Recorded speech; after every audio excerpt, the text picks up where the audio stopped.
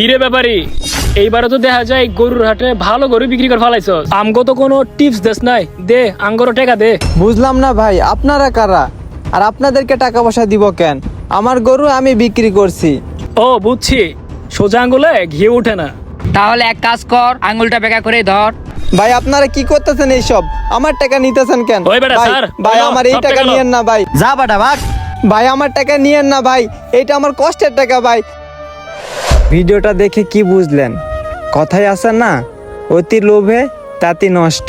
তাই সবাইকে একটা কথাই বলতে চাই, বেশি লোভ করতে যাবেন না। লোভের পাপ কিন্তু সবাইকে একদিন সহ্য করতে হবে।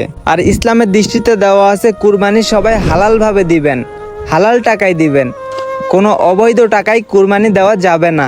তাই এই ভিডিওটা দেখে সবাই সতর্ক থাকবেন।